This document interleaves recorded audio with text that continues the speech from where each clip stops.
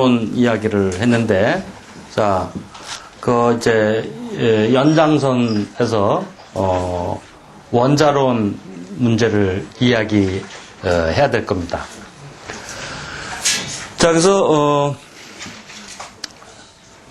항상 뭐냐면은, 이 원자론의 개념과, 그 다음에, 기계론, 그 다음에 지난 시간에 얘기했었던 결정론, 이 세 가지 개념들은 항상 붙어 다녀요.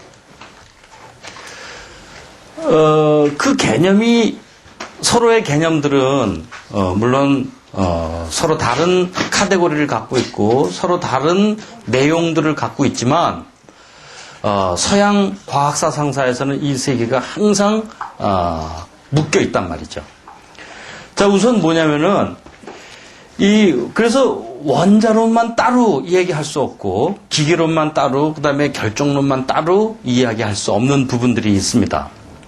자, 우선 뭐냐면은, 오늘은, 원자론을 이야기하기 위해서 먼저, 서구 사상의 출발이 어떻게 시작되었는가라고 하는, 소위 말해서 서구 철학사의 원점을 한번 다시 이야기해야 될 필요가 있어요. 우리 첫 시간에 이야기했는데, 그거를 눈치채는 사람이 있을지 모릅니다. 자, 첫 시간에 내가 이야기한 것이 얼마나 기억나나 한번 생각을 해봐요. 도대체 철학이 어떻게 시작됐는가? 그리고 여러분들은 고등학교 교과서에서 철학의 시작을 탈레스로부터 시작한다고 들어본 사람이 있습니다. 그래서 소크라테스, 플라톤, 아리스토텔레스가 등장하기 이전, 그것을 우리는 소크라테스 이전 시대라고 이야기를 하는데, 그 소크라테스 이전 시대를 우리는 보통 자연 철학 시대다라고 이제 이야기를 하는 거예요. 그러면 자연 철학 시대라고 하는 것은 말 그대로 자연이라는 뜻인데, 이 자연이 어떻게 구성되었는가라는 질문을 처음으로 던지기 시작했다라는 겁니다. 자, 그래서 이거에 대한 답을 나름대로 내린 사람이 있는데, 어떤 이는 이 세계가 물로 구성되어 있다. 어떤 이는 지수화풍이다. 어떤 이는 금속으로 물로 아까 했고 불로 돼 있다. 이렇게 등등 여러 가지 답을 내린 사람들이 많단 말이죠. 그걸 지금 따지고 보면은 지금으로부터 2500에서 3000년 전 사이의 논의들이에요. 자, 그런 논의들이 지금 우리의 입장에 봐서는 굉장히 유치하기 짝이 없지. 어떻게 이 세상이 물로 구성되어 있을까? 짝이 없지만 왜 그것이 이 교과서에 등장을 하는가, 그거를 잘 새겨들을 필요가 있다라는 겁니다. 우리 첫 시간에 이야기를 했어요. 그래서 이 이야기를 하기 위해서는 먼저 뭐냐면은 이 자연철학 시대 이전에, 즉 자연철학이 아니라 더 넓게 해가지고 철학이 시작됐다고 그러는데, 그러면 철학이 시작됐다는 그 이전에는 어떤 시대였는가라는 것은 뭐냐? 그것을 우리는 넓게 해가지고 신화의 시대다라고 이제 이야기를 하는 겁니다. 그의 반면에 이 자연철학 시대는 우리는 뭐냐? 이성의 시대다라고 이제 이야기를 해요. 그래서 이 기점은 보통 우리는, 마이너스 한 600~700년경으로 따진다 이거죠. 폭넓게 해가지고 한 3000년 전이에요. 자, 이런 시점에서 중요한 차이점은 뭐냐? 신화시대라고 하면은 이 세상이, 예를 들어서 어떤 거인이 짊어지고 있다. 거북이 위에 등 위에 있는 거다. 등등 이런 방식, 즉, 스토리 중심으로, 설화 중심으로 구성되어 있었죠. 그래서 이 당시는 이러한 인간의 상상력이 탁월하게 돋보이는 그러한 시대였어요.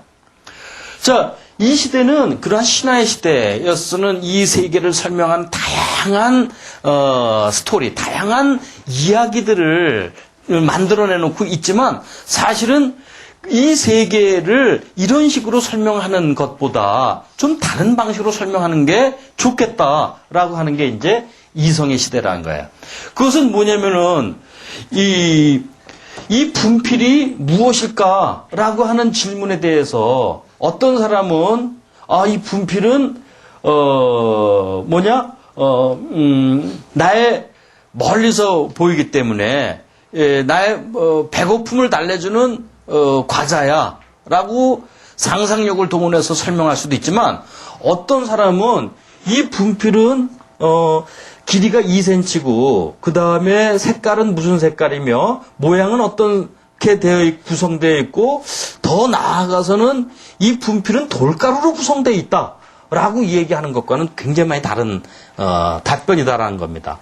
즉 전자의 답변은 우리는 상상력에 의존한 신화적 해석이라고 이야기를 해요. 신화적 세계관이라고 하는 반면에 지금 후자의 설명 방식, 이 세계가 물로 구성되어 있다. 즉 질문 방식이 전혀 다릅니다. 전자는 이 세계를 통합적으로 보는 데 반해서 후자는 이 세계가 A, B, C, D로 구성되어 있다. 이 세계는 물로 구성되어 있다. 이 세계는 바람으로 구성되어 있다. 라고 하는 이 세계의 궁극적인 엘레멘트가 뭐냐라고 하는 질문을 던지기 시작했다라는 겁니다. 그래서 그런 엘레멘트들을 다 모으면은 전체 세계가 될 거다.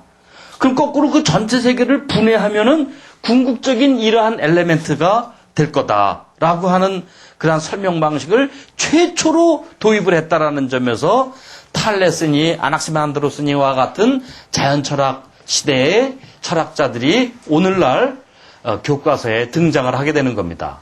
그러니까는 그 사람들의 논의가 물이야? 아유, 말도 안 되지. 지수화풍? 아유, 무슨 언제 신화적 얘기하고 있어. 라고 하는 방식으로 그 사람들의 설명 방식을 접하는 게 아니라 최초로 이 세계를 구성 엘레멘트로 접근하려고 했다라는 점에서 굉장한 역사적이 아니라 더 나아가서 우주적 대전환이라는 겁니다. 자, 그래서 뭐냐면은 이제는 이 세상을 설명하는데 궁극적인 것으로서 이 세상을 설명하려고 하는 그러한 인간의 이성적 욕망이 생기기 시작한 거예요. 그래서 어떤 사람은 물이라고 그랬어. 어떤 사람은 지수화풍이라고 그랬어. 이게 맞는지 그른지는 그건 둘째입니다. 이러한 물이다, 지수화풍이다 라고 하는 그 기본 단위, 그것을 기본 단위로서 이 세상을 설명하라고 했다라는 점. 그래서 이러한 기본 단위는 어떤 특성을 갖고 있어야 되느냐. 그래서 이 기본 단위는 어떤 특성을 가져야 되겠다라고 추정을 했냐면은 우선 뭐냐면은 서로가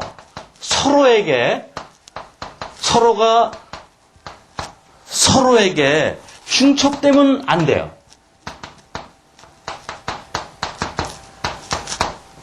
즉 이 세상을 A라는 요소와 B라는 요소로 설명하려고 그랬다. 그러면 A라는 엘레멘트와 B라는 요소는 서로 중첩되면 안 된단 말이에요. 서로 독립적이어야 돼. 자, 두 번째는 뭐냐? 그 기본 단위는 더 이상 나눠지면, 더 이상 분할되면은 안 돼요. 그래서 이 세상을 설명하는 궁극적인 단위가 있다면 그 단위는 최소한 이 두 가지를 충족해야 된다라는 겁니다. 이게 인간 사유의 대전환을 일으킨 거예요. 그러면은 이 두 가지 특성을 만족하고 있는 그 기본 단위를 무엇이라고 부를 것인가? 그거를 우리는 뭐냐? 아톰이다라고 부르는 겁니다. 그래서 아는 뭐냐? 부정접두어예요. 그래서 이 뜻은 더 이상 나눠지지 않는다라는 뜻입니다. 그러니까 뭐냐? 결국은 우리가 그 당시에 이제 2500년 전에는 지수화풍이 아톰이 된 겁니다. 그래서 이 세상을 통합적으로 보는 방식이 아니라 아톰으로 분리를 해서 이 세상을 보려고 했다라는 점이 소위 말해서 이 자연철학 시대의 대전환, 사유의 대전환이라는 점이에요. 이런 방식이 이제 소크라테스, 플라톤, 그 다음에 아리스토텔레스를 거치면서 그 다음에 근대 과학의 가장 중요한 존재론적인 기초가 되어 왔다라는 점입니다. 자, 그래서 예를 들어서 쉽게 해가지고 뉴턴은 빛을 설명하는데 도대체 빛이 있다면 이 빛은 뭐냐? 무엇으로 구성되어 있겠지? 그럼 그 무엇이 뭐냐? 그것은 입자다. 근데 어떤 이는 아니에요. 파동이라고 그랬어. 그래서 파동이 오르냐? 그 궁극적인 원자가 파동의 성격을 갖고 있는지 입자의 성격을 갖고 있는지 어마어마한 논쟁을 벌여왔죠. 200년 동안 그런 논쟁을 벌이다가 19세기 말에 와서는 파동론이 우세했어요. 그러다가 다시 20세기 들어가면서 입자설이 우세하다가 그 다음에 아인슈타인이 등장하면서 파동도 될 수도 있고 입자도 될 수 있다 라고 얘기를 하지만 하긴 전반적으로 이 세상을 설명하는 하나의 방식 중에 입자론이 우세하다라는 거예요. 그러니까는 이게 왜 중요한 거냐? 지난 시간에 괴테 이야기를 했습니다. 괴테와 뉴턴의 사이의 관계를 얘기했어. 그거를 기억하는 사람이 있을 겁니다. 괴테는 빛의 궁극적인 엘레멘트가 파동적인 성격이라고 봤습니다. 그래서 괴테는 그 파동성을 이용을 해가지고 광학이라고 하는 책을 썼어요. 옵틱스. 뉴턴도 마찬가지 똑같은 옵틱스라고 하는 책을 썼는데 그 사람은 전혀 다른 방식, 즉 입자라고 하는 관점에서 빛을 보고 그 책을 썼어. 물론 승리는 뉴턴의 손을 들었죠. 그래서 괴테는 단순히 시인으로만 우리들에게 알려져 있어요. 오늘날. 그건 지난 시간에 다 이미 했던 겁니다. 자, 내 얘기 다시 반복하지만 이 세상, 근대 과학의 존재론적 기초가 됐다라고 하는 것은 바로 이 세상을 끝까지 분석을 해가지고 궁극적인 요인이 뭔가라는 겁니다. 도대체 여기 지금 김철수라는 인간이 있으면 김철수는 누구냐? 라고 하면은 김철수는 한 사람은 이렇게 대답할 수가 있어요.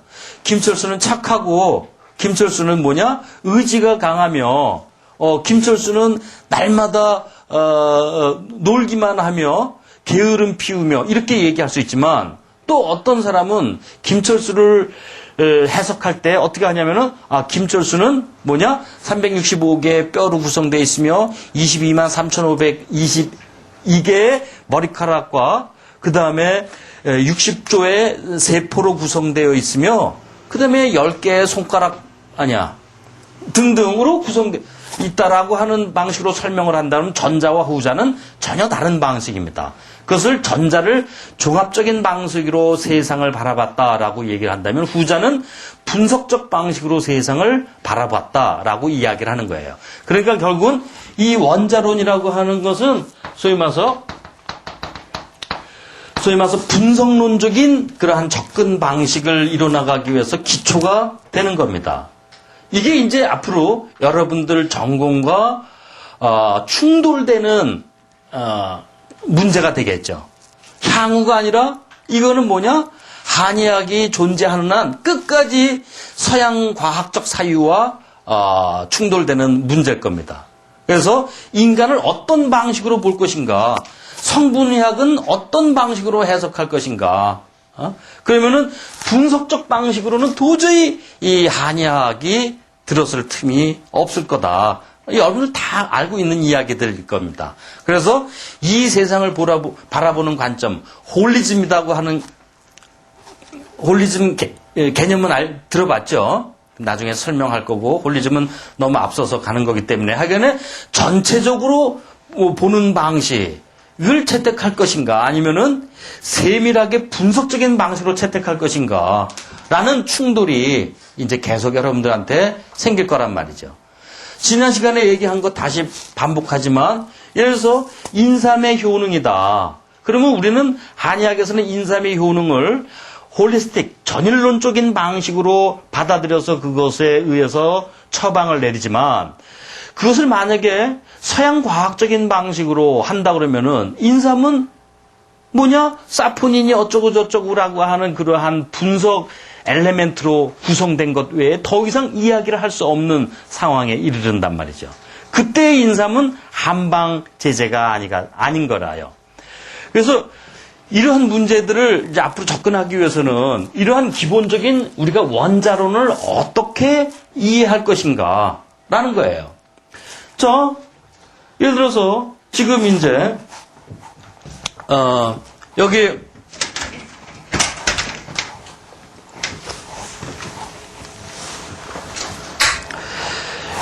지우개가 있으면 이 지우개가 뭐냐?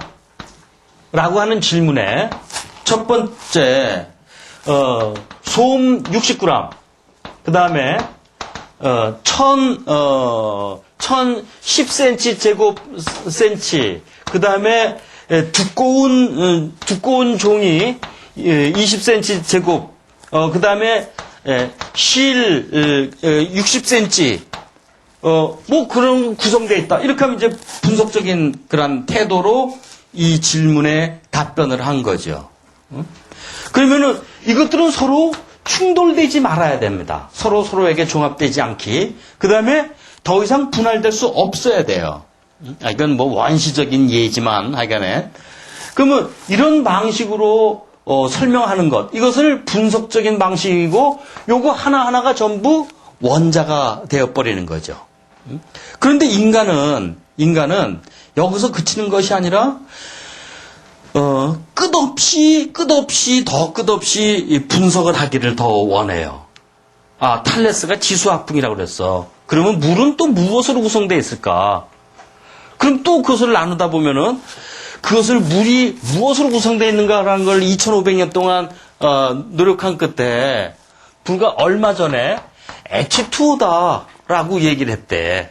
벌써 H2O라고 하면은 분자 개념 그리고 원자 개념이 들어오는 거죠. 지금 내가 말하는 분자 원자에서 말하는 원자와 여기서 원자론에서 말하는 원자는 좀 다른 카테고리라는 걸 여러분들 금방 눈치채야 됩니다. 뭐 당연하겠지. 그래서 이런 H2O라고 하는 이거 이제 끝까지 한번 나가보자. 어디까지 분석이 될 수 있을 것인가. 그래서 이제 분자까지 들어갔어요. 그게 이제 17세기란 말이에요. 18세기. 그 다음에 원자까지 들어갔습니다. 19세기 때. 원자가 끝인 줄 알았어요. 그랬더니 뭐냐? 20세기 들어와서 원자가 더 나누어졌지. 그래서 이제 물질은 분자로 나눠지고 분자는 원자로 나눠지고 이제는 원자가 끝인 줄 알았더니 원자가 끝이 아니라 이것이 뭐냐? 핵과 그 다음에 전자로 구성되어 있다. 이게 끝인 줄 알았어요. 그랬더니 또 다시 핵은 뭐냐? 중성자와 뭐 양성자 등으로 또 나누어진대. 이게 끝인 줄 알았거든요. 그러니까는 이게 끝인 줄 알았을 때만 이게 1920, 30년대입니다. 1920, 30년대. 이때는 1920, 30년대 때에는 새로운 중성자와 새로운 양성자를 발견해내기만 하면은 노벨 물리학상을 받았어요. 그런데 노벨 물리학상을 줄 정도면은 어느 정도 수준이어야 될 것 같아? 그 과학자의 발견이? 누구나 다 하는 거여야 돼? 아니면 뛰어나야 돼? 뛰어나야 되겠지? 누구나 다 하는 거라면 노벨 물리학상 안 주겠지? 그래서 이게 아주 뛰어난 발견물이었기 때문에 노벨 물리학상을 줬는데 1930년대 후반부터 이제는 뭐냐? 누구나 다 발견하게 되는 거예요. 누구나 다. 그럼 노벨 물리학상 줄 수 없겠지. 이게 뭐냐? 세 번째 엘레멘트가 있다면 이 세상을 구성하는 엘레멘트가 있다 그러면은 그 숫자가 적어야 돼. 이건 전부 원시적인 사유방식, 초기적인 사유방식입니다. 그런데 이 세계를 구성하는 입자가 중성자, 양성자들이 너무 자꾸 발견되니까, 그래서 나중에 120개, 130개 막 넘어가는 거예요. 그러니까 엘레멘트가 아닐 거다라는 생각을 한 겁니다. 그때부터 노벨 물리학상도 이제 안 줬어요. 왜? 너나 저나 다 발견하니까. 그래서 이게 끝이 아니구나. 이 끝이 무엇일까라는 것을 더 찾아보니까 그 다음에 뭐냐? 쿼크라는 것이 발견된 거예요. 그래서 이 쿼크라는 것까지 지금 나온 거죠. 더 이상 갈지 안 갈지는 나도 잘 모르겠지만, 그래서 오늘날은 물질의 끝이 무엇인가, 즉 물질의 끝장나는 그러한 아톰들이 무엇인가라고 하는 그러한 발견을 하려는 인간의 끝없는 그러한 욕구들, 사유의 욕구들이 이제 이러한 근대 과학에서 오늘날 현대 과학에 이르게 한 겁니다. 그런데 과연 이러한 끝장나는 끝장나도록 분석된 아톰들로서 과연 세상을 설명할 수 있을 것인가라는 겁니다.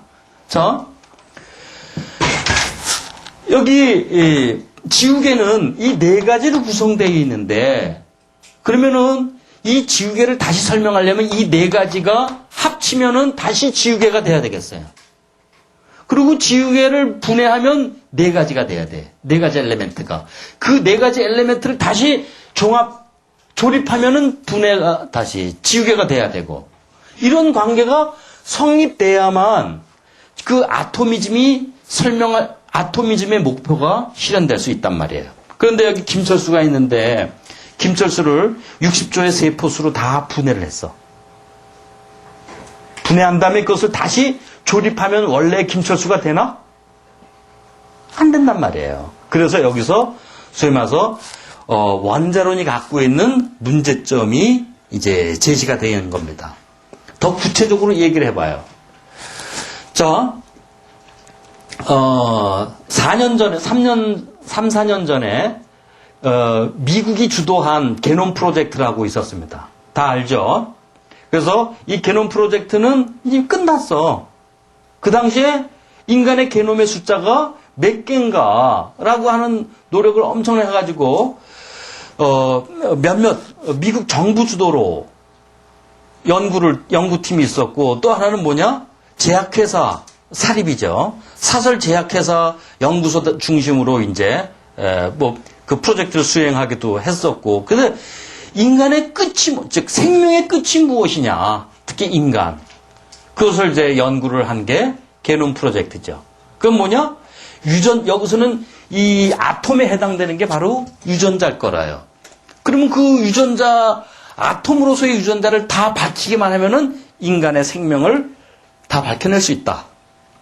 라고 하는 믿음으로, 게놈 프로젝트를 수행한 지 10년에서 11년 만에 이제 성공을 했어요.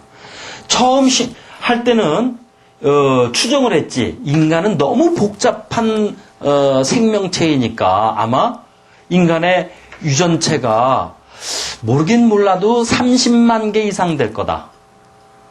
근데 한 3년 지나고 보니까 그게 아니야. 그래서, 푹 줄였어요. 11만 개 정도다. 그런데 보니까 거의 끝나갈 때쯤 보니까 3만 개. 그래서 최종적으로는 약 27,000에서 28,000개로 결정이 난 거예요. 너무 창피한 거야. 왜? 지나가는 저기 똥강아지나 쥐새끼 숫자하고 비슷하거든. 응? 그러니까는 그 3만 개를 모으면 인간이 되고, 그 인간을 분해하면 3만 개의 1번부터 3만 번까지의 유전자가 되고, 라고 하는 아토미즘적인 사유 방식이 문제가 있다는 것을 이제는 다 알고 있어. 그래서 이제는 게놈 프로젝트가 문제가 아니라, 게놈 그 자체의 문제가 아니라, 생명을 설명하기 위해서는 게놈 말고 또 무엇이 필요하구나, 라고 하는 생각을 한 겁니다. 즉, 지우개를 4개로 나눠져. 그 4개를 다시 조립했더니 지우개가 되지 않는 거예요. 그것 말고 또 무엇인가가 있거나 빠지거나 해야 원래 조립물이 된다라고 하는 생각을 조금씩 하게 된 겁니다. 자, 그렇지만 여전히 예서 유전공학의 기본 틀은 뭐예요? 여전히 이 분석적인 방법이란 말이에요. 즉 원자론적인 이 세상을 설명하는 원자가 무엇인가? 예를 들어서 류게릭병이 지금 있는데 이것을 유전 치료로 하기 위해서는 그 류게릭병에 1:1 대응되는 유전자를 파악을 해야 되고, 그 유전자를 수리하거나 교체하면은 그 류게릭병이 날 거다라고 하는 신념은 신념이 아니라 그 신념 믿음이죠. 빌립. 그런 건 누구나 다 갖고 있어요. 그러면은 과학자들은 류게릭병에 해당되는 1대1에 해당되는 유전자를 열심히 발견하려고 그러겠지. 그래서 그것을 딱 교체를 했더니 그게 되질 않는단 말이에요. 그러니까는 이게 1대1 대응되는 방식이 아니라 다른 방식이 있을 것이다 라고 하는 생각을 하게 된 거예요. 그렇지만 여전히 이 아토미즘적인 그런 생각은 여전히 똑같이 진행돼 왔다라는 겁니다.